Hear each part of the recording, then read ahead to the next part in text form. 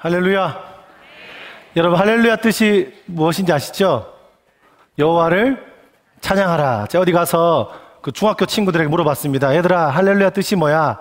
우리 중학교 1학년이 자신감 있게 대답했습니다. 안녕하세요라고 이야기하더라고요. 이해가 됩니다. 목사님들이 나오실 때 자꾸 할렐루야 하니까 인사인 줄 아는 거죠. 이해가 충분히 됩니다. 아멘 뜻은 뭘까요? 그렇죠. 그 말에 동의합니다, 화답합니다 이런 뜻이죠. 어디 갔더니 중학교 1학년이 또 대답했습니다. 올소이다라고 얘기했습니다. 다 비슷한 말인 것 같습니다. 저는 제주도에서 나무화숲 학교에서 학교장으로 섬기고 있는 권오희 목사입니다. 제가 주로 저를 이렇게 소개하는데요. 이름이 오희다 보니까 사람들이 뭐라고 부를까요? 네, 오희라고 부릅니다. 오희 목사님 이렇게 부릅니다. 제가 그래서 전화번호도 2025-525입니다. 외우기 굉장히 쉽습니다. 제가 포항에서 중등부 사역을 했는데요. 한 5년 동안 중학생 사역을 했습니다. 요즘에 중학생들을 우리가 청소년 사역 업계에서 전문용어로 뭐라고 부르냐면 양들의 침묵이다, 바벨론 포로다, 좀비다, 드라큘라다 이렇게 말합니다. 우리의 피를 다 빨아먹거든요. 중등부 사역을 제가 5년 동안 했는데 더 이상 중등부 사역을 하면 사역을 더 오래 못할 수도 있겠다라는 마음이 들어서 부산으로 고등부 사역을 하러 갔던 기억이 납니다. 그때 중등부 아이들이 저한테 이러더라고요. 뇌가 없는 중학생들이 뭐라고 했냐면, 전도사 시절에 전도사님 왜 이러니까 전도사님은 정말 전도사님이 어울리지 않아요 이렇게 이야기하는 거예요. 앞으로 목사가 될 사람인데 전도사가 어울리지 않는다는 거예요. 우리 200명 넘는 친구들이 우리 교회 전도사님의 가장 어울리는 직업 1위를 함께 조사를 했습니다. 조사해서 발표했는데 첫 번째가 너무 놀라웠습니다. 앞으로 목사가 될 사람에게 뭐라고 했냐? 우리 전도사님의 가장 어울리는 직업 1위 첫 번째, 휴대폰 판매원 오빠였습니다. 너무 공감하시는데 오늘 피곤하신 분들은 핸드폰 보러 왔다 생각하시면 되겠습니다. 두 번째는 뭐라고 했냐면 사기꾼이라고 이야기했고, 세 번째는 삐끼라고 했습니다. 우리 성도님들이 어떻게 삐끼를 아시는지 모르겠습니다. 그리고 아이들이 저한테 뭐라고 했냐면 별명을 지어줬는데요. 제가 딱 봤을 때 여러분 보기에 컴플렉스가 있어 보이나요? 없어 보이나요? 네, 목소리가 작아지셨습니다. 이럴 때는 여러분 사회적 역량이 좋은 사람들은 뭐라고 이야기하죠? 있어 보이나요? 없어 보이나요? 네, 이런 데 좀 인색하시군요. 네, 좀 제가 컴플렉스가 거의 없지만 하나가 있습니다. 문제가 있는데 뭐냐면 눈썹이 반밖에 없다는 것입니다. 네, 제가 없는 것은 아닙니다. 반밖에 없습니다. 하나님께서 반만 만드셨던 것이죠. 근데 중학교 아이들이 뭐라고 했냐 이러는 거예요. 전사님 별명을 지었습니다. 그게 뭐냐고 물어보니까 아이들 하는 말이, 전사님 눈썹 없는 그림 뭔지 아시죠? 여러분 뭔가요? 예, 모나리자인데 제가 모나리자라 했으면 기분 안 나빴습니다. 뭐라고 했냐? 모나리자도 아니고 자기들끼리 웃으면서 하는 말이, 전사님의 별명은 모나리자도 아니고 모자르다예요 이렇게 얘기했습니다. 그날 이후로 깊은 상처를 받았고, 중등부는 정말 힘들구나 라고 깨달은 시간이었습니다. 여러분, 오늘 저는 여러분 너무 가고 싶어하는 제주도에서 왔습니다. 부러우시죠? 네, 감사합니다. 다니엘 기도회 처음에 섭외를 받고요, 가기로 결정하고 아무 생각이 없었습니다. 근데 언제부터 갑자기 마음이 번쩍 들었냐면, 가는 걸 알고 있었는데 이제 다니엘 기도회가 시작됐다고 온라인에서 엄청나게 이렇게 나오더라고요. 다니엘 기도회는 시작됐는데 저는 설교하려면 18일이 남았습니다. 제가 참여도 했지만 자꾸 사람들이 연락이 옵니다. 오희야, 권 목사가 다니엘 기도회 나가는데 기도할게. 전국에서 계속 연락을 줍니다. 하루가 지나고 이틀이 지나고 3일이 지나고 5일이 지나고 일주일 지났는데 저는 아직 설교가 멀었습니다. 점점 누적된 피로가 오기 시작했습니다. 나는 언제 설교할 수 있는가? 굉장히 당황스러웠고, 주님 오시기를 기다려야 되는데 이 집회가 점점 더 기다려지기 시작했습니다. 오늘 비행기를 타려고 아침에 오는데 저희 제주도에 계시는, 제가 알기로는 제주도 성시와 전체 대표, 올해 대표 목사님께서 전화가 오셨습니다. 권 목사님, 제주도 200개 교회가 기도하고 있습니다 이러셨습니다. 여러분, 제주도가 50% 교회가 다니엘 기도회에 참석하거든요. 제주도에 말씀하시기를 제주도 다음 세대를 대표하는 권오희 목사님이 힘을 다해 설교를 하시는데 너무 걱정 말고 부담 갖지 마라 말씀하시는데 그 목소리를 듣고 너무 부담스러웠습니다. 엄청 기도가 되기 시작했고, 비행기 타면서 저도 모르게 하나님께 간절히 기도했습니다. 여러분, 오늘 제가 여러분과 대부분 처음 만났지만 여러분, 오늘 이 밤에 우리가 어디에 있든지 상관없이, 집이시든 전국 어디든 전 세계든 어디든 상관없이 다시 한번 이 밤에 우리와 함께 하시는 하나님을 경험하는 시간 되어지기를 소망합니다. 다시 한번 주님께 기도함으로 말미암아, 기도는 우리가 원하고 바라는 것을 구할 수도 있지만, 우리가 기도하고 눈을 들면 다시 한번 내 삶을 주님 앞에서 조율하는 밤, 주의 뜻이 내 삶 가운데 이루어지는 이 밤 되어지기를 간절히 소망합니다. 좌절이 있고 아픔이 있고 어려움이 있고 주님께 기도할 마음조차 용기조차 없는 사람이라 할지라도 이 밤에 다시 한번 주의 주시는 은혜가 우리 가운데 충만히 부어지는 시간 되어지기를 소망합니다. 여러분, 우리가 하나님 앞에 기도하고 나아가지만, 이런저런 주님께 간절히 부르지만 때로는 주님이 우리의 원하는 기도를 더디게 들어줄 때가 있는 것 같습니다. 하나님께 많이 기도하고 주님께 매달리고 열심히 헌신하지만 하나님이 당장의 그 소망을 들어주지 않을 때가 있습니다. 하나님께 그렇게 헌신했고 달려왔는데 그렇게 오래도록 내가 기도했던 오래된 기도가 응답되지 않을 때 우리의 마음은요, 좌절이 찾아올 때가 있습니다. 마치 필리안 씨가 쓴 내 안에 하나님이 없다라는 고백처럼, 하나님 어디 계십니까? 기도할 때가 있지 않습니까? 오늘 특별히 수능 시험이라는 것을 치고 온 친구들이 있는데요, 여러분, 수능 치고 온 친구들에게 여러분들께서 엄마 아빠가 잘 쳤냐라고 물어보시면 절대 안 되는 거 아시죠? 그 말은 여러분들이 땅을 샀는데 땅값이 똥값이 되었는데 괜찮냐라고 물어본 거와 똑같습니다. 수능 친 친구들이 있는데요, 우리 고3 아이들이 얼마나 마음이 뒤숭생숭하겠습니까? 근데 고3들이요, 우리 청소년들이 언제 신앙이 좋아지나요? 고3이 되면 없던 신앙도 생깁니다. 그죠? 안 하던 기도가 되기 시작합니다. 우리 부모님도 나의 자녀가 고3이면 얼마나 기도합니까? 아이들의 마음에 하나님께 여러 기도 제목이 있지만 시험 기간 되는 순간부터 신앙이 생깁니다. 하나님께 기도하면, 우리가 하나님께 기도하면요, 하나님이 바로바로 응답하시면 얼마나 좋을까요? 하나님 말씀하여 주십시오. 나의 아버지시잖아요. 주님 말씀해 주세요. 1번에 몇 번입니까? 주님께서 말씀하시기를, 나의 사랑하는 딸아, 나의 사랑하는 아들아, 내가 너에게 지금 답을 보낸다. 1번에 3번. 이러면 얼마나 좋을까요? 주님 다시 한번 말씀하여 주십시오. 제가 그동안 안 하려고 한 게 아닙니다. 교회 생활 열심히 했고 기도 그렇게 열심히 했고 제가 고3인데 예배를 다 갔거든요. 주님 이번에는 좀 어렵습니다. 수학 주관식입니다. 주님께서 2루트 3 이러면 얼마나 좋을까요? 근데 하나님께 기도하지만 왜 슬픈 예감은 틀린 적이 없는지 기도하고 그래 확신이 왔습니다. 1번을 찍었는데 2번입니다. 3번을 찍으면 4번입니다. 비켜가지 않습니다. 우리가 청년들이 많이 결혼 이제 정년기가 되고 내가 이 남자를 좋아하고 저 여인을 좋아했는데 왜 슬픈 예감은 틀린 적이 없나? 내가 좋아하는 그 오빠는 다른 오빠를 좋아하고 다른 사람을 고쳐하고 제가 이게 다 지난 18일 동안 누적된 피로 때문에 그렇습니다. 굉장히 피곤합니다. 어서 빨리 집회가 끝나기를 간절히 바라는 마음이 있습니다. 여러분, 내가 좋아하는 그 오빠는 그죠? 하필 다른 여인을 좋아하고 내가 사랑하는 그 여자는, 그 남자는 꼭 다른 사람을 좋아하게 되는 이런 일들이 있지 않습니까? 우리가 그렇게 바라고 소망하고 기도했는데 하나님이 나의 기도를요 안 이루어질 때가 있어요. 제가 고등학교 때 은혜 받고요 기도를 엄청 했습니다. 금식 기도했습니다. 수련회 가서 하나님, 저희 집은 불교 집안이었거든요. 집에 뭐가 있었냐면 이게 부적이 붙어 있었습니다. 근데 왠지 은혜를 받으니까 집에 부적이 있으면 안 될 것 같더라고요. 간절히 기도했습니다. 하나님 응답하신 하나님이시니까 하나님 말씀하여 주시옵소서. 집에 있는 부적이 떨어져야 됩니다. 금식 기도를 제가 태어나 처음으로요 밥을 안 먹고 기도했습니다. 놀라운 사실은 4박 5일 딱 지나고 집에 갔는데 한 개 있던 부적이 2개 붙어 있었습니다. 이게 뭐지? 당황했습니다. 제 어린 마음에 하나님 어떻게 응답하시는 걸까? 너무 당황스러웠습니다. 가끔 그럴 때마다 하나님 참 멀리 계신 것 같은 마음을 가질 때가 있지 않습니까? 저도 은혜 받은 이후에요 하나님, 내가 주님 위해서 살겠습니다.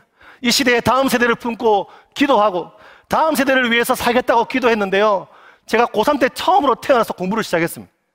하루에 4시간, 5시간 자고요 최선을 다해 공부했는데요, 놀랍게도 왜 제 인생에는 그런 일들이 많은지 고3 수능을, 고3들에게 위로가 될 겁니다. 고3 수능을 2달 남겨두고 교통사고가 났습니다. 제가 5톤 트럭을 타고 가다가요, 여러분 제가 운전한 건 아닙니다. 제가 얻어 타고 가다가 5톤이면요 웬만한 차면 괜찮습니다. 그죠? 5톤이면 웬만한 1톤에 부딪히면요 끄떡도 없습니다. 5톤 타고 가다가 하필 18톤이었습니다. 오늘 또 18일째인데 좀 비슷하네요. 그죠? 5톤 타고 가다가 18톤에 부딪혀서 그날 새벽 2시에 수술해서 아침 11시에 나왔습니다. 17개월 동안 병원에 입원해 있었습니다. 그리고 제가 전신 마취만 총 4번 했고요. 그리고 수술 같은 치료를 매일 했습니다. 여러분, 고3 때요. 제가 신앙을 가졌습니다. 저희 집은요, 예수 믿지 않는 집안입니다. 제가 신앙 가진 것을 알고 있습니다. 근데 제가 고3을 남겨두고 교통사고가 났습니다. 얼마나 슬픈 일입니까? 저희 할머니가 그러시더라고요. 할머니 표현이 그런 거예요. 제가 비하발은 아니고 이러시는 거예요. 아이고, 오이야, 니는 대가리도 나쁜데 이제 노가다도 못하겠다 이러시더라고요. 제가 다리에 장애가 남아서 17개월 병원에 있었으니까요. 여러분, 고3 때 제가 주님 위해 살겠다 했고 주님 위해서 내가 내 마음과 열정을 드리겠다 말했는데 하나님, 어떻게 이런 일이 있습니까? 저희 집에다가 제가 뭐라고 이야기할까요? 하나님을 증거해야 되는데 우리 부모님이 어떻게 생각할까요? 이런 마음이 제 마음에 드는 거예요. 좌절이 있고요. 여러분, 우리가 살아가는 인생이 때로는요, 결핍 같은 인생 아니겠습니까? 기도하고 예배하고 주님께 달려가지만 내 인생에 참 결핍이 많고 주님은 참 멀리 있다고 느껴질 때가 있지 않습니까? 오늘 본문에 보는 것은 예수님의 첫 번째 이적을 보여주고 있습니다. 예수님께서 가나의 혼인잔치에 초대되었습니다. 여러분, 결혼이라는 건 굉장히 중요합니다. 굉장히 풍성한 시간이고 부부가 굉장히 기다리는 시간입니다. 얼마나 열심히 준비하겠습니까? 근데 문제가 생겼습니다. 포도주가 떨어진 것입니다. 당시 이 지역에는요, 일주일 정도 혼인잔치를 하는데 포도주는 당시에 물은 석이 섞여 있어서 사실은요, 물은 더 귀했고요, 깨끗한 물이 많지 않았고 포도주가 잔치에 꼭 필요한 것이었습니다. 근데 계획이 잘못된 것인지 손님이 너무 많은 곳인지 알 수 없지만 포도주가 떨어진 것입니다. 본문은 말합니다. 포도주가 떨어졌다. 잔치가 망칠 지경입니다. 여러분, 이 본문을 보는데 그런 생각이 듭니다. 여러분, 우리가 주님 위해서 열심히 살아가지만 때로는 바로 이 본문처럼 내가 주님 앞에서 풍성한 삶을 살아내려고 결정하고 열심히 내가 마음을 다해서 살아가지만 때로는 이 가나의 포도주가 떨어진 것처럼 내 인생의 그런 결핍 가운데, 좌절 가운데 인생의 잔치로 부름받아 살아가지만 내 인생의 포도주가 떨어졌다라고 느끼는 분들이 이 시간에 있을 것입니다. 사실 오늘 본문에 나오는 요한복음을 한마디로 다 표현하면요, 저는요, 결핍의 인생 가운데 함께 하시는 예수 그리스도의 풍성함이라고 저는 믿습니다. 여러분, 가나안 혼인잔치뿐이겠습니까? 예수님께서 니고데모를 만나지만 모든 것을 다 가졌지만 복음을 몰랐던, 요한복음 4장에 보면 사마리아 여인, 인생의 고난과 아픔과 절망 속에서 남편이 여러 명이면서 그 갈급함을 채우지 못하는 참 결핍이 많은 한 인생. 예수 그리스도를 수많은 무리가 따라왔지만 배가 고파서 굶주려 있는 그들을 바라보시는 인생들이 예수께 나와서 주의 말씀을 듣고 있지만 굶주려서 결핍 같은 인생을 살아가는 그들의 모습 가운데 있는데, 오늘 우리가 결론은 무엇입니까? 우리 인생에 좌절이 있고 아픔이 있고 어려움이 있지만 예수 그리스도가 우리 인생의 주인 되시면 우리 인생에는 새로운 희망이 있는 줄 믿습니다. 제가 교통사고가 나서요, 제가 눈을 떠보니까 이제 병원에 실려가고 있는 겁니다. 눈을 딱 떴는데 졸다가요, 차가 옆으로 막 끌리는 느낌이 들었습니다. 그 눈을 제가 안 다치려고요, 얼굴 안 다치려고요, 얼굴은 소중하니까요, 제가 이렇게 그 운전석 밑에 들어가 있는 거예요, 졸다가. 그냥 딱 잡고 스톱했는데 일어나려고 하니까 다리가 허전했습니다. 다리가 없는 건 아니고요, 다리가 부러졌습니다. 그 다리를 보니까 다리가 덜렁덜렁거리는 거예요. 발이 제 앞에 와 있는 거예요. 그러니까 제가 영화를 너무 많이 봤는지 영화에 보면 자기 다리를 자기가 맞추잖아요. 저 다리를 잡고 맞춰보았습니다. 그때 깨달았습니다. 영화는 영화다. 굉장히 아팠습니다. 이건 아니구나라고 생각했습니다. 그래서 제가 그렇게 하다가요, 하나님께 기도하게 됐어요. 사람들이 막 지나다니고 뭐 이렇게 좀 한참 있다가 병원차가 오고 했는데요, 하나님께 제가 이런 기도를 하게 되는 거예요. 하나님, 제가 주님 위해 산다고 결정했고 예수님께 제 삶을 헌신했는데 불과 얼마 전에 저는 앞으로 청소년 사역자가 되어서 전국을 다니면서, 제가 운동을 좋아해서요, 학기도 유도 이런 거 했거든요. 그래서 로망이 있었습니다. 지나가다가 불량 청소년 만나면 발로 한 대 빡 차고 예수 믿어 이런 거 있잖아요. 근데 다리를 다친 거예요. 하나님, 도대체 왜 이러십니까? 제가 주님 위해 산다고 말은 전국을 다녀야 되는데 다리 이렇게 하시면 어떡합니까? 제가 그날요, 하나님께 원망하는 기도를 드렸습니다. 한참을 원망하다가 갑자기 생각나는 분이 있었습니다. 이야기만 들었는데 어떤 목사님이 다리가 소아마비가 있으신데 그 아픔과 절망과 쩔룩거리시는 다리를 가지고 오히려 사람들을 더 많이 위로한다는 거예요. 저는 그 말이 무슨 말인지 이해가 안 되었었는데 갑자기 그분이 떠올랐습니다. 그때 그날 밤에 제가 고3이었는데 이런 기도를 했습니다. 하나님, 어차피 이 다리 주신 분이 하나님이신데 하나님, 제가 예수 그리스도 만나니까 너무 행복하고 주님이 나에게 온 생명을 다 주셨는데 혹시 제가 이 다리를 잃는다 하더라도 하나님께 감사하겠습니다. 제가 지금은 그런 기도 못합니다. 그때 그런 기도 했습니다. 그런 다음에 제가 그 자리에서 찬양을 했어요. 사랑하는 나의 아버지, 이름 높여드립니다. 전능하신 하나님 찬양, 언제나 동일하신 주. 제가 17개월 동안 병원 생활하고요, 제가 그 찬양을 왜 불렀을까? 이런 거 불러야죠. 힘들고 지쳐 낙마하고 넘어져 왔잖아요. 왜 불렀을까 고민했습니다. 제가 태어난 다음에 대학에 가서 예배를 드린, 신학교에 가서 은혜로 예배를 드리는데 앞에서 예배를 인도하시는 분이 이 찬양을 인도하시는 거예요. 사랑하는 나의 아버지, 이름 높여드립니다. 근데 그 찬양을 부르다가 전능하신 하나님 찬양, 언제나 동일하신 주, 이 부분에서 하나님 저에게요, 마음인지 음성인지 모르겠는데 저한테 여러 가지 말씀을 하시는 거예요. 어떤 마음이 이런 거예요. 오이야, 너 그거 아니? 네가 10대 때 아픔과 좌절이 있을 그때, 꿈없이 방황할 그때 내가 너와 동일하게 함께 했단다. 네가 사고 나서 그 안에서 나에게 기도할 때 나를 원망했지만 네가 네 다리를 잃더라도 감사하겠다는 그 고백을 내가 받았고 그 자리에 내가 너와 함께 했어. 병원에 실려가고 마취가 돼서 아무 정신도 없을 그 수술 시간에도 내가 너와 함께 했고, 그리고 네가 지금 이 자리에 태어나고 이곳에 와서 나를 예배하는 지금 이 순간도 내가 너와 함께 하고 있다. 그 마음을 주시는 거예요. 그때 제가 하나님께 무릎을 꿇었습니다. 다리가요, 장애가 생겼어요. 무릎 꿇기 쉽지 않았지만 제가 목발을 내려놓고 하나님께 무릎을 꿇었는데 하나님이, 제가 이 마지막 이 한마디에 제가요 눈물을 펑펑 흘려버렸습니다. 오야, 기억해야 돼. 지나간 시간 동안뿐 아니라 앞으로 너의 인생 가운데, 내가 너의 미래 가운데 여전히 동일하게 함께 할 거야. 저는 그 말을 지금도 믿습니다. 여전히 인생이라고 하는 것이 그렇게 막 풀리는 게 많은 것도 아니고요, 좌절도 오고 도대체 이게 목사인가 싶을 정도로 제가 저를 봐도 실망할 때가 많은데 한 가지는 믿습니다. 하나님은 결핍 많고 연약한 저의 인생 가운데 지금도 함께하는 분임을 믿습니다. 오늘 이 포도주가 떨어졌지만 예수 그리스도가 함께 하심으로 말미암아 놀라운 기적이 임한 것처럼 여러분 삶 가운데 주님이 함께 하시면 우리의 삶은, 여러분 가정은, 여러분 말 안 듣는 여러분 자녀들은, 우리 고3 수험생들 혹시 여러분 시험 망쳤다 할지라도 여러분 삶에는 희망이 있는 줄 믿습니다. 우리가 함께 예배 드릴 때는요, 아멘 하지만 때로는 인생이라는 게 주님께 나아갈 때마다 좌절이 오고 아픔이 올 때가 있지요. 여러분, 저도 제 인생을 돌아보니까 지금까지 온 것이 주의 은혜인 것을 알게 됩니다. 여러분, 제가 10대 때 제가 저희 집안 얘기를 조금 짧게 할 건데요, 일단 저희 집에 오면 저는 믿지 않는 집안입니다. 저희 집은 굉장히 영적인 집안인데 저희가 믿는 영하고는 다릅니다. 저희 아버님이 계십니다. 저희 아버님은요, 그 직업이 좀 많으셨어요. 저희 아버님은 태권도 공인오단의 특전사 출신입니다. 얼마 전에 가보니까 무공 훈장도 받으셨더라고요. 아버지가 특전사 출신이고 운동을 많이 하시면 좋을까요, 안 좋을까요?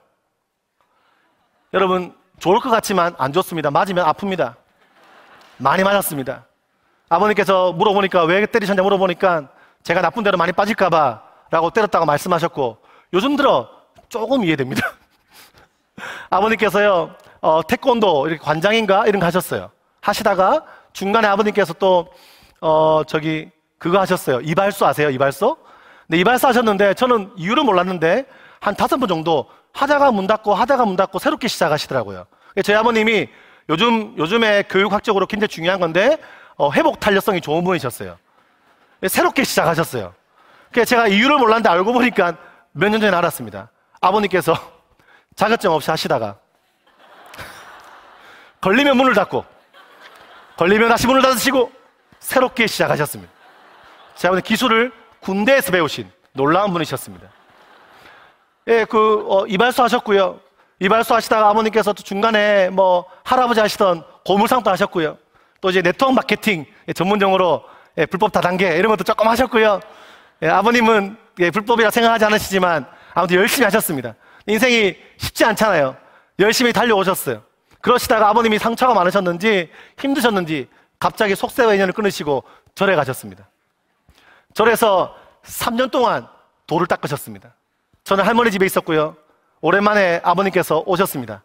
머리를 다 깎으시고 스님 목장을 하시고 이제 아빠를 아빠보다는 원강 스님이라 불러라고 말씀하셨습니다.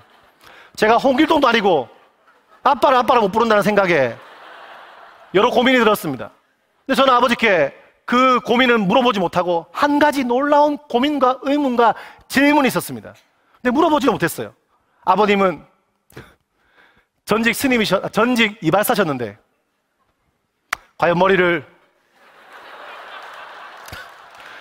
직접 자르셨을지 아니면 비전문가이신 동종 업계의 분들이 잘라주셨을지 굉장히 고민되었습니다. 아직까지 물어보지는 못했습니다. 아버님께서는 머리를 깎으셨고 오셨습니다. 기억나는 게 아버님은 저한테 말씀하시기를 오이는 넌 앞으로 큰 스님이 될 팔자이기 때문에 고3 졸업하면 절에 보내겠다고 말씀하셨습니다. 저는 아버지가 굉장히 무서워했기 때문에 저는 정말 아버지가 저를 절에 보낼까 봐 너무 무서웠습니다. 저는 그때 신앙이 막 있는 건 아니지만 교회를 다녔거든요. 한 번은 교회에다가 제 절친한테 친한 친구의 기도 제목을 그 얘기를 한 적이 있었습니다. 친구들이 다 함께 한 대여 명 모여서요. 다 같이 기도하는데 그 친구가 저를 위해서 대표로 기도하는데 이런 기도했던 게 기억납니다. 하나님, 굉장히 진지한 분위기였습니다. 하나님, 오이 아빠가 앞으로 오이를 중을 시킨다고 합니다. 하나님, 내 친구 오이가 중이 되면 안 됩니다. 절에 가면 제가 친구를 만나러 절에까지 가야 됩니까? 기도를 엄청 했습니다. 제 친구들이 다 울면서 펑펑 울면서 기도했습니다. 저는 어린 마음에 내 친구가 또 너무 그렇게 기도하니까 여학생들도 있고 조금 부끄러웠거든요. 끝나고 나서 왜 이렇게 울었냐 물어봤습니다. 제 친구들이 말하기를 오인이가 머리를 깎은 모습을 상상했는데 내가 생각해도 너의 두상은 스님이 될 팔자였다.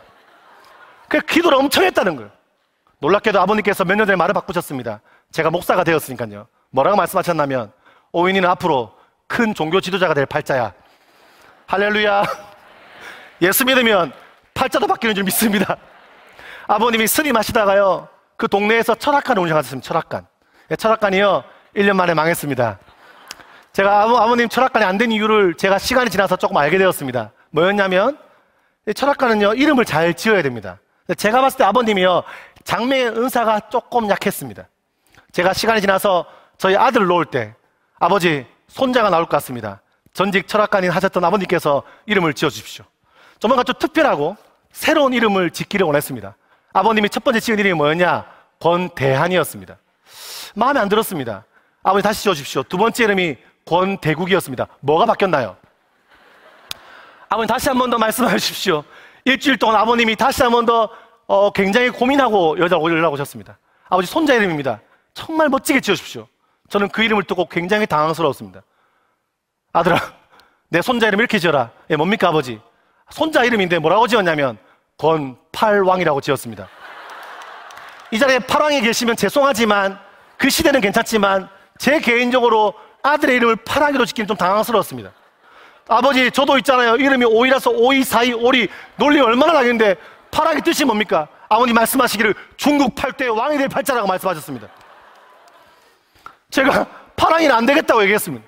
그때 우리 고등부 애들이 말하더라고요. 전사님 왜 이러니까 제가 이 얼굴이요 중3 때 얼굴이거든요. 어릴 때 한 번에 늙었습니다. 제가 아주 어릴 적에 한 번에 이렇게 얼굴이 좀 지금보다 말랐었지만 인상이 좀 셌어요. 근데 고등부 애들이 말하기를 전사님 아들 이름을 파랑이로 지으십시오. 야, 파랑 이상하잖아. 이유가 뭐냐 하니까 와 옛날 전사님 얼굴 봤는데 중학교 때 그 얼굴에 검파랑이면 완전 세다는 거예요. 학교 딱 가면 네 이름 뭐고? 검파랑입니다. 검파랑이요. 아버지 뭐 하시노? 목사요.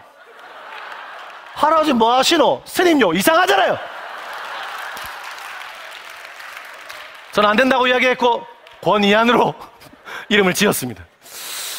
철학과를 그만하시고 또 아버님께서는 그 속세와 인연을 끊었던 아버님께서 놀랍게도 급 전환을 하십니다. 제 아버님 유턴이 빠른 분이시거든요. 갑자기 뭐 하셨냐? 갑자기 스포츠 댄스를 하셨습니다.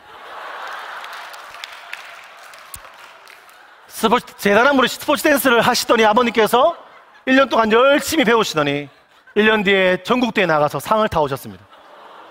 저보고 배울래라고 말씀하셨고 제가 이 얼굴에 그걸 배우면 안 되겠다 생각이 들어서 멈췄습니다.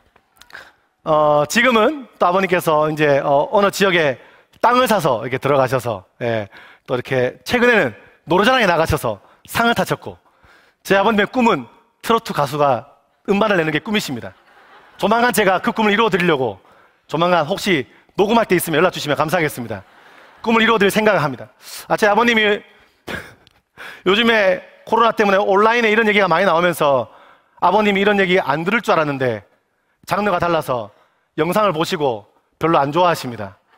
혹시 이 자리 빌어서 아버님 다시 보고 계시다면 예전에는 그런 마음이었지만 아버님 지금 너무 사랑하고 존경한다는 말씀 이 자리 들어서 말씀드리겠습니다. 전 아버지가 지금은 괜찮아요. 아버님 관계가 많이 좋아졌습니다. 아버님 노력하시고 저 노력하고 있습니다. 근데 예전에요, 아버님이 싫었어요. 오랜만에 만난 아빠가 너무 무서웠습니다. 자다가 기침 소리만, 아버지 기침 소리만 들려도요 벌떡 일어날 정도로 군기가 들려 있었습니다. 아버지 원망이 많았고요, 아버지 만나는 것이 너무 싫었습니다. 어머니가 계십니다. 어머니는 아주 어릴 적에 헤어진 그 어머니에 대한 기억은 한 가지입니다. 기억나는 게 초등학교 때 아버지 어머니 막 싸우셨던 것 같아요. 네, 그날 이후로 어머니를 보지 못했습니다. 기억나는 게 초등학교 3학년 때 숙모집에 놀러 갔는데 숙모가 물으셨어요. 평생 엄마 없이 살았으니까 엄마 안 보고 싶니? 제가요 아무 생각 없이 안 보고 싶어요 이렇게 이야기했습니다. 숙모가 의아하다는 듯이 어머니 사진을 주시더라고요. 사진을 주시는데 제가 그걸 보는데 안타까운 게 뭐냐면 아무 느낌이 없는 거예요. 그냥 어머님이 굉장히 아름답다고 했는데 사진에서는 별로 그렇진 않았습니다. 그래서 좀 당황했는데 그날 밤에 그 사진을 받고 방에 들어가서, 사촌 방에 들어가서 이유 모를 눈물 흘리다가 잤던 기억이 납니다. 그때 어머니 얼굴을 처음 봤습니다. 아직 어머니를 뵙지 못했습니다. 그리고요, 두 번째 어머니는요, 아버지하고 한 10년 동안 살아가셨는데 어머니도 이게 처녀로 오셨으니까, 근데 그 어머니였지만 그 어머니하고도 오래 같이 살지 못하고 어머니의 사랑을 잘 못 느꼈습니다. 한 가지 기억납니다. 초등학교 3학년 때 할머니 집에 있다가 제가 폐렴에 걸려서 아버지 집에 갔습니다. 근데 기억나는 게 그 어머니에 대한 기억이, 좋은 분이셨는데 왜 그런지 모르겠지만 감기에 걸려서 기침을 제가 콜록콜록 하고 있는데 너무 시끄러웠나 봐요. 그래서 오셔서 약을 주거나 안아주신 게 아니고, 뭐 사실 요즘에 새엄마가 더 잘해주잖아요. 그죠? 사회적 인식도 있고 뭐 집에 한두 분 없나요? 아무튼 그런데 약을 주거나 안아준 게 아니라 너무 시끄러웠는지 저를 발로 막 찼어요. 그래서 제가 기억나는 게 기침을 콜록콜록 참다가 눈물을 쭈르 흘리고 잤던 기억이 납니다. 그 어머니도요, 두 분이 안 맞으셨는지 헤어지셨습니다. 세 번째 어머니는요, 아버님께서 스님할 때 만나신, 네, 스님도 만나십니다. 전보는 보살님이셨습니다. 여러분 강신무 아시나요? 굿하시는 분들, 작두타시는 그런, 저희 집안 영적인 집안이거든요. 저희 고모도 유명한 보살이세요. 유명한 보살이시고, 저희 집이 좀 신기가 있는 집인데, 저희 새엄마가 전보는 보살님 강신무 아시죠? 강신무가 있고 세습무가 있고 그리고 학습무가 있습니다. 강신무는 실제로 이렇게 막 맞추시는 그런 분들 있잖아요. 근데 학습무 하시는 분, 눈치로 하시는 분, 공부하시는 분들 있죠. 딱 들어오면 이렇게 말하는 거죠. 집에 무슨 일 있지? 어떻게 하셨어요? 무슨 일 있으니까 간 거예요. 그죠? 없으면 안 갑니다. 딱 들어오면 딱 눈빛을 딱 보면서 혹시 집에 배나무 있지? 배나무요? 없는데요? 있었으면 죽었어. 뭐 이런 거 있잖아요. 그게 눈치를 하는 분들이거든요. 근데 저희 어머니 실제로 강신무, 실제로 이렇게 작두타시는 분이었습니다. 사실 인간적으로 굉장히 좋은 분이셨습니다. 저하고 대화도 많이 했고요. 제가 10대였지만 많은 대화 나누고 갑자기 뇌출혈로 돌아가셨어요. 제가 그분 장례를 20살 때 다 치러드리고 어머니께 뇌출혈 누워 계실 때 귀가 제일 마지막까지 살아있다고 해서 제가 귀에다가 계속적으로 복음을 전했던 기억이 납니다. 그 다음은 잘 모르겠습니다. 세 번째 어머니가 돌아가시고 제가 엄마 복이 없는 건지 많은 건지, 돌아보니까 엄마 복이 좀 많은 것 같아요. 엄마가 많잖아요. 그죠? 네 번째 어머니는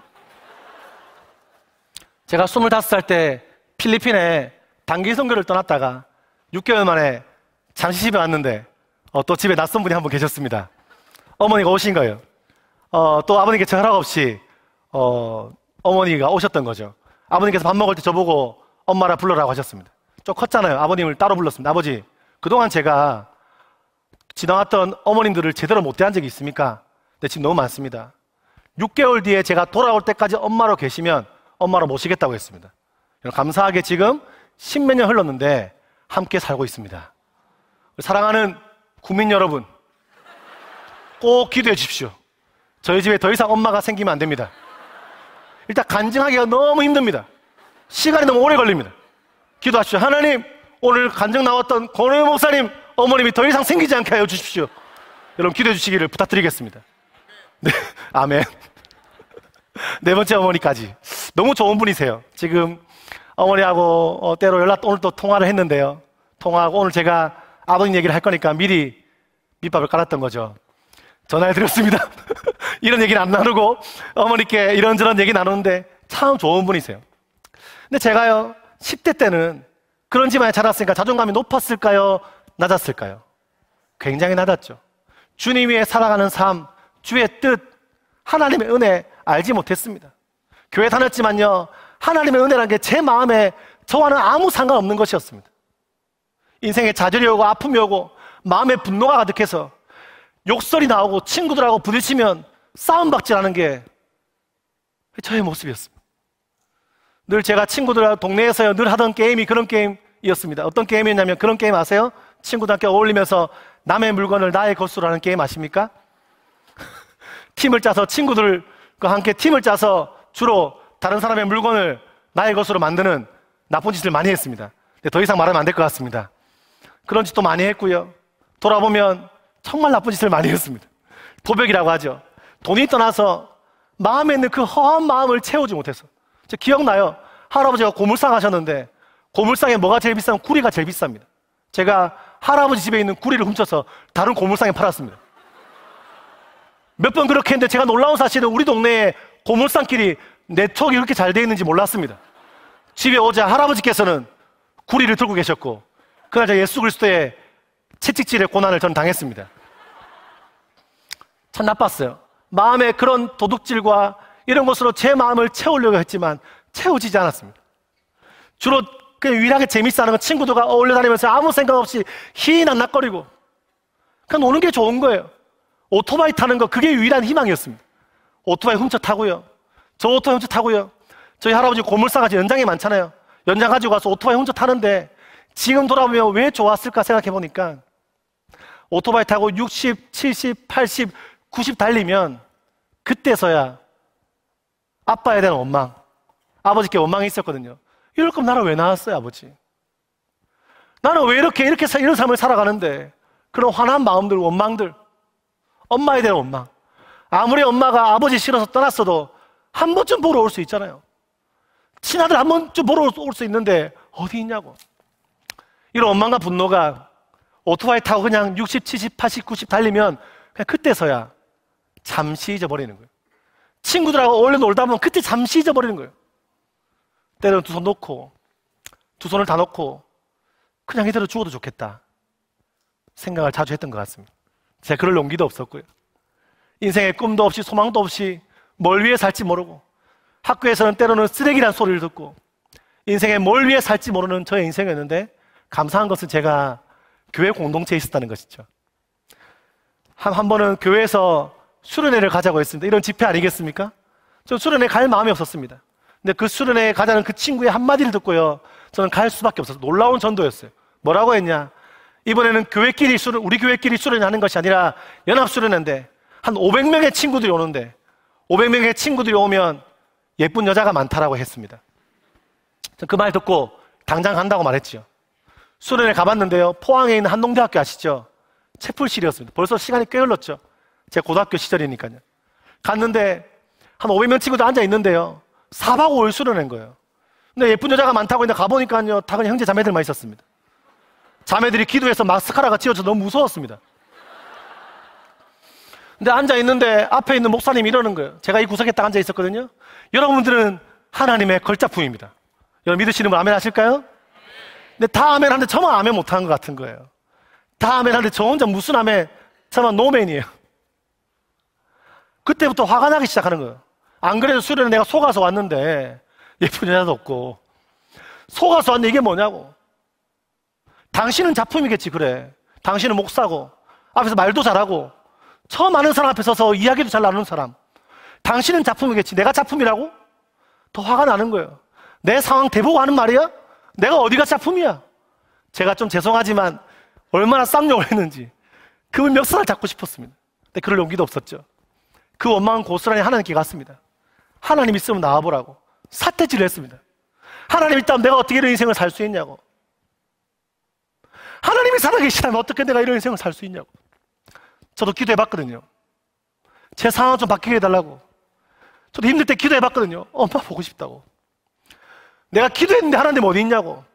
있으면 나타나든지 기도 응답해 주든지. 하나님께 얼마나 제가 삿대질하고요 원망한지 모릅니다. 그때 앉아있는데 웬 형이 찾아왔습니다. 처음 보는 사람인데 자기가 저의 조장이라고 했습니다. 저는 처음 보는데 조장이 그게 뭔지 몰랐는데 그 형에 대한 기억은 거의 기억나는 게 없고 한 가지가 기억납니다. 얼굴이 굉장히 컸고 입냄새가 많이 났습니다.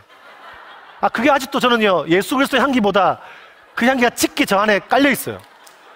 깊이 생각나요. 이게 가까이 와서 저보고 조장이라 말하는 형이 입냄새가 나니까, 그리고 이제 얼굴이 크신데 이렇게 되게 느끼한 표정 있잖아요. 안녕하세요 오이 형제 이러면서 너무 싫었어요. 제가 누나였으면 말도 안 합니다. 근데 갑자기 그 느끼한 표정으로 이러는 거예요. 갑자기 제 눈을 쳐다보래요. 여러분 생각을 해보세요. 남자끼리 눈을 쳐다보는 게 정상이에요 안 정상이에요? 비정상에 눈을 쳐다보라는, 그 큰 얼굴로 내 눈을 가까이 와서 이렇게 쳐다보는 거예요. 너무 싫었지만 눈을 쳐다봤습니다. 덩치가 커서 싸우면 질 것 같았거든요.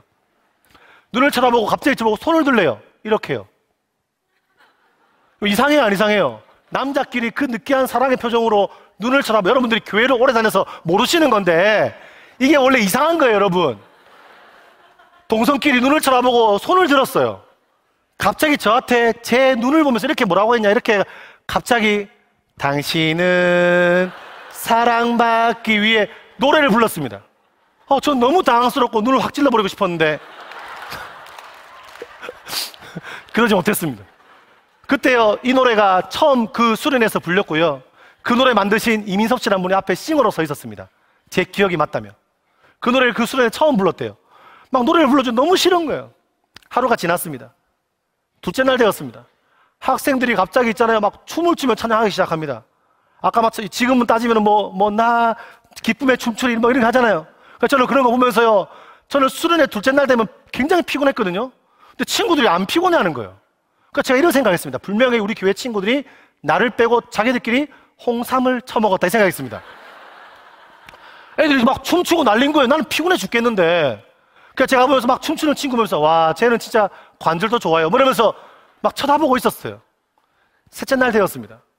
셋째 날 되었는데요, 갑자기 친구들이요 기도를 하기 시작합니다. 너무 무서웠어요. 불이 팍 꺼지면서 막 애들이 울기 시작합니다. 옆에 있는 친구가 혹시 방언기도 아세요? 갑자기 이상한 말을 합니다. ABCD ABCD ABCD ABCD. 옆에 있는 또 다른 방언이 또 터졌습니다.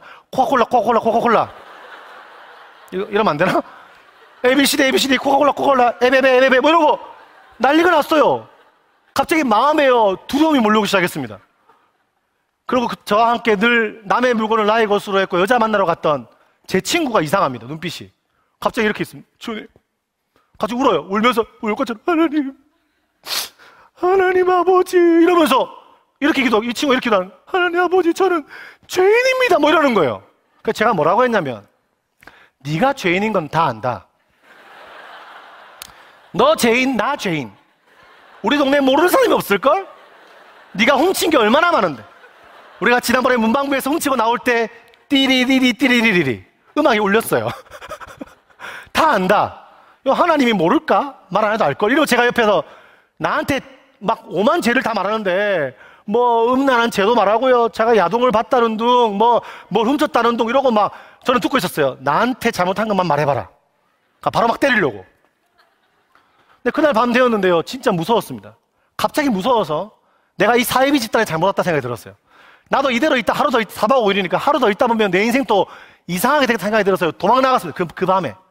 그 밤 10시쯤 9시쯤에요 도망 나갔는데, 놀랍게도 한동대 가보신 분 아는데 나가니까 아무것도 없습니다. 걸어가면 걸어갈수록 가로등 하나 없고 귀신이 나올까봐 너무 무서워서 돌아왔습니다. 마지막 날이 되었습니다. 다 포기했습니다. 내일이면 집에 가잖아요. 딱 또 이 자리에 덜썩 주저앉아 있는데 그냥 앉아 있었어요. 첫날 같은 이상한 느낌이 들어 눈을 떠봤습니다. 첫날의 그 형이었습니다. 은혜를 많이 받아서 첫날보다 100배는 더 느끼한 표정이었습니다. 그 당시에는 수련회 가도 잘 못 씻게 했습니다. 입냄새는 훨씬 더 많이 났습니다. 땀이 송글송글했습니다. 열심히 찬양해서 땀이 나고 느끼한 표정으로 혹시 그 형이 저를 기억한다 연락 주시면 좋겠는데 아무튼 그 느끼한 표정으로 첫날보다 100배는 더 느끼한 표정으로 말씀했습니다. 눈을 쳐다보라고 했습니다. 이제는 다음날 집에 가잖아요. 포기했어요. 쳐다봐줬습니다. 쳐다봤어요. 손 들으래요. 내일이면 집에 가자. 손 들어줬어요. 손 들고 그 형이 제 눈을 딱 보더니 노래를 부르기 시작하는데 놀랍게도 이번에는 당신에다가 제 이름을 넣었습니다. 오희는 사랑받기 위해. 더 놀라운 건 남자끼리 쳐다보고 노래를 부르다가 제 이름을 넣어서 이름 부르도 이상한데 갑자기 그 형이요 눈물을 흘렸어요. 이 형이 왜 이러나? 여러분 좀 죄송한데 그때 제 표현으로 뭐라고 했냐? 드디어 더 심하게 말했지만 지금 그렇게 말할 수는 없고요. 드디어 이 형이 미쳤구나 생각이 들더라고요. 제 눈을 보고 노래를 부르는 거예요. 근데 머릿속으로는 미쳤구나 하고 있는데 갑자기 너무 당황스러운데 그 형 눈을 쳐다보다가 갑자기 제가 눈물을 흘렸습니다. 더 놀라운 건 제가 눈물을 흘리다 갑자기 제가 좀 부끄러운데요. 그 형 품에 안겨서 오이는 사랑받기 위해 엄청 울었어요. 제가 왜 울었을까 생각해 보니까 태초부터 시작된 하나님의 사랑이 우리의 만남을 통해 열매를 맺고, 여러분 우리가 오늘 이렇게 만나는 게 다 처음이지만 하나님은 반드시 만남을 통해 열매를 주시는 분임을 믿습니다. 우리의 만남을 통해 열매를 맺고 오희가 이 세상에 존재함으로 인해 우리에게 얼마나 큰 기쁨이 되는지 그 얘기를 딱 하는 데 있잖아요. 오희는 사랑을 받게 태어나서 고백을 하는데 갑자기 눈물이요 와르르 나는 거예요. 그 형 품에 안겨서요 한참 울었습니다. 한참 울고 이유 모를 눈물을 펑펑 흘리고 있는데 갑자기 제 마음 안에 이상한 음성 같은 게 들립니다. 귀로 들린 건지 마음에 들건 알 수 없어요. 근데 무슨 명확한 말이 들렸어요. 그게 뭐였냐면 덜썩 주저앉아서 제가 하나님께 범죄했던 것들도 깨닫고요, 하나님께 저의 죄를 고백하고 지나간 시간들의 아픔들을 주님께 말하고 있는데 갑자기 제 마음에 이상한 음성이 들립니다. 사랑한다 아들아. 눈을 떠봤습니다. 혹시 그 형일까 봐. 근데 놀랍게도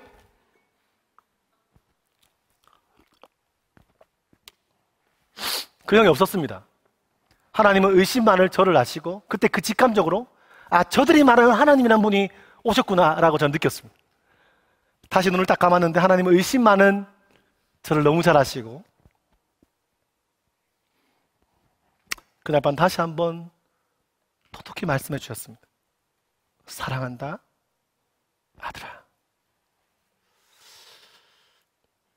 제가 그날 밤에 그 음성을 아직도 잊지 못하거든요. 그 따뜻한 음성을. 이게 왜 기적이냐면 제가 유모를 눈물이 와르르 나면서 하나님께 얼마나 기도한지 몰라요. 기도인지 뭔지 부르셨어요. 저 같은 자를 사랑하신다고 하나님. 제가 죄 지은 거 알잖아요. 저는 엄마도 버려버렸는걸요. 엄마가 4명, 그때 3명이었어요. 엄마가 3명. 저는요, 이런 사람밖에 안 되는걸요. 제가요, 저를 정말 사랑하시나요? 라고 묻는데요. 그날 밤의 기적이 뭐냐면 저는 사실 사랑한다는 말을 들어본 적이 없잖아요. 아니, 누가 했어도요, 믿지 못했습니다. 아니, 제가 지금 제 아들을 놓고 보니까요, 제 아들한테 사랑을 고백을 엄청 합니다. 오늘도 했어요. 나올 때. 이하나 사랑해. 이하나 사랑해. 이하나 사랑해. 엄청 말합니다. 우리 아들이 말합니다. 아빠 그만해. 내가 사랑한다고 엄청 말하는데 제가 그날 밤에 아마 저희 엄마가 저한테 사랑 고백을 했을 것 같아요. 제가 어릴 적에. 얼마나 했겠어요? 오야 사랑해. 제가 엄마 닮았을 것 같아요. 엄마가 엄청 했을 것 같은데 기억나지 않습니다. 사랑이라는 것은 저에게 너무나 멀리 있는 이야기였습니다. 놀랍게도 눈에 보이지도 않고 한 번도 만난 적도 없고 내 면전에 찾아오지도 않았는데 그냥 이유 모를 이상한 음성이 들렸는데 그 음성이 사랑한다는 그 음성이 그날 밤에 믿기는 것이었습니다. 눈에 보이지도 않는 그분의 음성이 나의 말씀이 되고 그 음성이 나의 말씀이 돼서 그래 이런 마음이 들더라고요. 그래, 하나님이란 분이 오셨는데, 하나님이 세상을 이처럼 사랑하사, 저들이 말하던 하나님이 세상을 이처럼 사랑하사 독생자를 주셨다, 이 말씀이요, 하나님이 오이를 이처럼 사랑하사 독생자를 주셨다, 그 말씀으로 믿기 시작하면서, 아, 이 말씀이 나의 말씀으로 들리면서 이런 마음이 들더라고. 그래, 엄마가 3명이면 어떻고, 제가 공부 못해서 공부 다녔거든요. 공업고등학교 다니면 어떻고, 인생에서 그렇게 잘난 거 없고 아무것도 없으면 어떻고, 내 상황이 그러면 어때? 세상을 만드시고 세상을 창조하시고 다스리시는 그분이 나의 하나님이라는데, 세상을 만드신 그분이 나의 하늘 아버지라는데, 나 같은 자를 사랑하신다는데, 제가 그게 믿기니까요 무서울 게 없더라고요. 그게 믿기니까요 제 마음에 그동안의 좌절과 아픔과 결핍 같은 포도주가 떨어져서 도저히 어찌할지 모르는, 인생에서 다시 한번 어떤 삶으로 어떻게 풍성한 삶을 채워갈지 모르는 나의 인생이었지만, 그날 밤에 주님이 제 인생에 찾아오시자, 그 사랑이 전해지자, 그날 밤에 제가 하나가 깨달았습니다. 환경 그대로였습니다. 바뀐 거 없었습니다. 근데 하나가 변했는데 이런 마음이 들더라고요. 이 땅에서 나보다 불쌍한 사람 없는 줄 알았는데, 그날 밤에 어떤 생각이 드느냐, 하나님이 나 같은 사람을 통해서도 일하시겠구나. 다음날에 친구가 말하더라고요. 오이야, 오이니가 앞에서 흰 옷을 입고 찬양 인도하는 모습을 내가 환상으로 봤어. 환상을 봤대요. 이상한 친구입니다. 그 친구는 환상을 보고 지금은 교회를 안 다녀요. 내 친구 다 웃었습니다. 제가 그 지난주에 싱하다가 잘렸거든요. 앞에 인도하시는 분이 싱하면 되게 멋있잖아요. 저 마이크 들고 노래하고 싶어 나갔다가 기뻐하며 이렇게 했는데, 기뻐하며, 노래가 기뻐하며 승리의 노래인데 저 혼자 다른 노래 기뻐하며 딴 거 불렀습니다. 예배가 멈췄습니다. 내 친구 다 웃었습니다. 싱은 바로 잘렸거든요. 근데 그날 밤에 제가 진짜 모기 같은 소리로 기도했어요. 하나님, 내 친구 한 말이 뭔지 모르겠는데, 저도 이 밤에, 어젯밤에 주님 만나고 주의 사랑을 경험하고 나니까 제가 너무 좋은데, 제가 너무 미치도록 너무너무 좋은데, 제가 다른 사람한테 말하면 제가 목사 된다 말하고, 제가 그런 거 말한다면 다 웃을까봐, 비웃고 네 같은 게라고 말할까봐 아무 말도 못하고 작은 목소리로 주님께 고백했어요. 하나님, 저도요, 이 주님 너무 좋은데, 저 다 흰옷 입고 있는 저분들처럼 저 앞에 서서, 이 앞에서 하나님의 사랑 전하는 사람 되고 싶어요 라고 그날 밤에 기도했습니다. 하나님은 오병이어처럼 너무 작은 하나의 떡과 물고기 같은 저의 고백을 들으시고 아마 지금까지 제 인생을 인도한 것이 아닌가라는 생각을 하게 됩니다. 그날 이루어지시면 감사합니다. 지난 20몇 년 동안 다음 세대 사역을 해오면서요, 7년 전에 제가 나름대로 대형교회 사역하다가 어느 날 보니까 아이들 뒤통수를 보는데 이름을 모르겠더라고요. 제가 처음 사역지가 필리핀이었는데 중고등부 30명 되는 교회였습니다. 그런 기도했습니다. 하나님, 제가 중고등부 30명 되는 교회에 가서 전임 사역하고 싶습니다. 하필 그곳이 어디였냐? 제주도였습니다.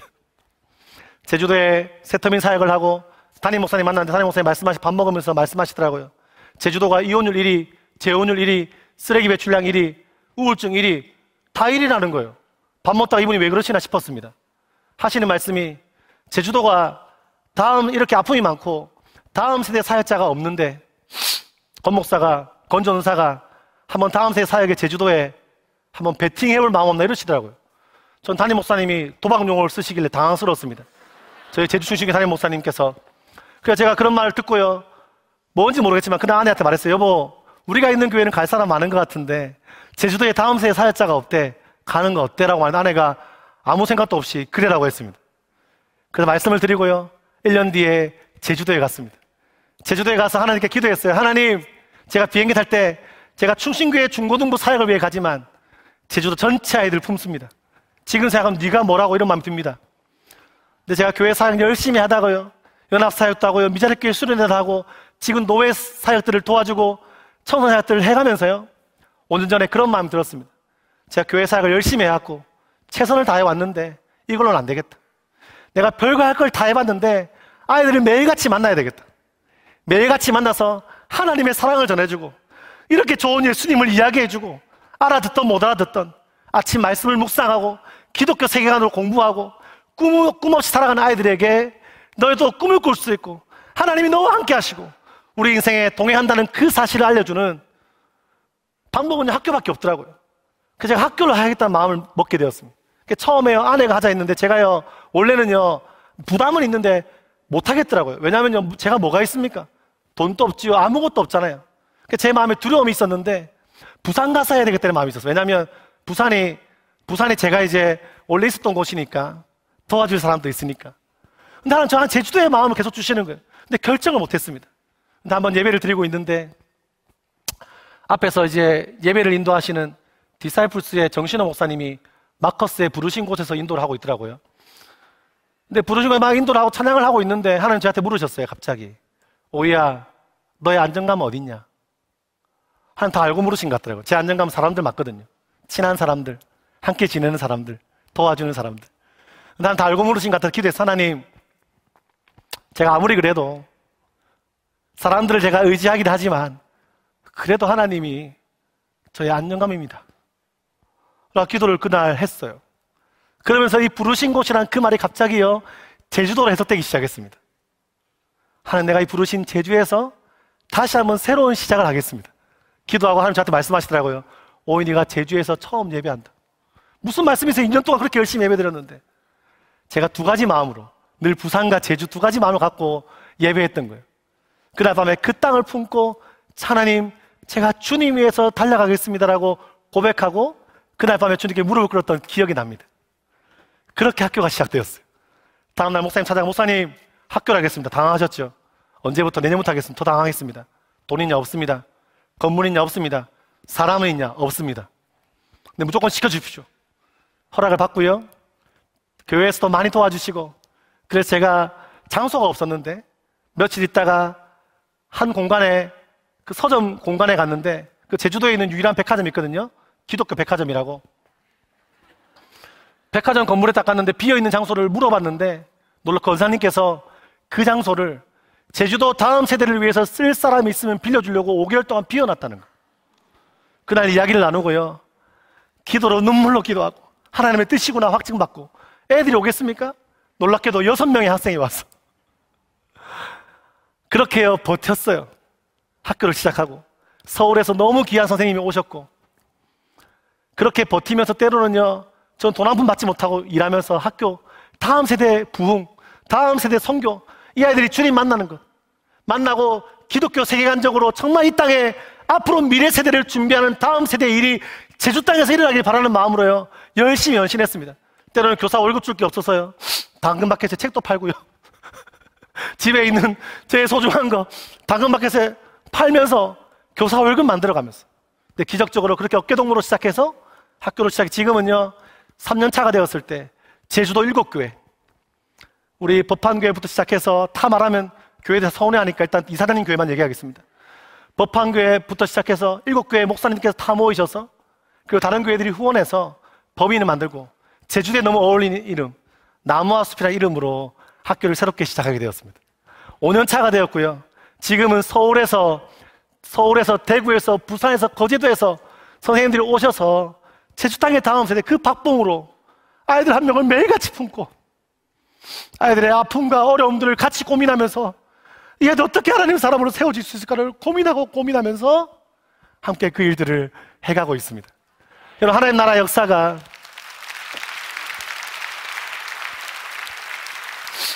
여러분 놀라운 것이 무엇입니까? 너무 작고 결핍 많았던 저의 인생이 마치 이 물을 떠서 주라고 했던 그가 시킨 대로 했을 때, 물을 떠줄 때 잘못하면요 빠말땡이 맞습니다. 그죠? 물을 주다니요, 더러운 물입니다. 깨끗한 물도 아니에요. 근데 그 하인들이 순종함으로 말미암아 물을 떠줄 때 물이 변하여 포도주가 되고, 다른 잔치에는 처음에 좋은 포도주를 내고 굉장히 어려울 때 뭔가 이렇게 취했을 때 좋은 포도주를 내는데, 어떻게 여기는 지금 포도주를 낸다는 말씀처럼 여러분, 연약하고 부족한 제가 하나님께 순종할 때 하나님의 역사가 하나님의 사람들을 통해서 이루어지는 줄 믿습니다. 사랑하는 여러분, 이제 말씀을 끝내야 되거든요. 사랑하는 여러분, 어디에 계십니까? 우리 제주도에도요 한 200개 넘는 교회가 함께하고 있고요. 여러분, 사랑하는 성도님 여러분, 제주도에 밀려 온 사람 없습니다. 떠밀려서 그 자리에 있는 거 아닙니다. 여러분, 사랑하는 형제자매 성도 여러분, 제주도에 하나님이 부르셨습니다. 여러분 있는 그 가정, 전 세계에 있는 그 지역의, 그 나라의 그 지역에 여러분 가정과 여러분 삶과 그곳에 너무 힘들고 지치고 결핍 많고 물이 포도주가 떨어져서 너무 어려운 인생이지만 하나님이 그 인생 가운데 함께 하시는 줄 믿습니다. 우리 사랑하는 성도 여러분, 힘을 내십시오. 연약하고 부족한 인생이지만 하나님 연약한 인생 가운데 즐겨하시는, 우리의 지금도 살아계시는 우리의 하나님인 줄 믿습니다. 여러분 반주 좀 해주시고요. 이제 찬양 안 하고 마칠 건데요. 제가 한 번은 아들하고 놀다가 4살 땐가 5살 땐가 오랜만에 놀러 갔어요. 목욕탕도 같이 가고요, 장난감도 사주고요, 엄마 몰래 아이스크림도 5개 사줬습니다. 엄청 먹었어요. 아들에게 물었습니다. 이한아, 차 타고 가다가, 이한아, 아빠가 이한이 너무 좋아해, 너무 사랑해. 근데 이한이 이렇게 말하는 거예요. 아빠 나도 이한이 좋아해. 그러면서 하는 거예요. 나도 아빠 사랑해, 이러는 거예요. 그래서 제가 너무 기분 좋아서 아빠가 더 사랑하거든? 이한이가 아니야, 내가 아빠 더 사랑해.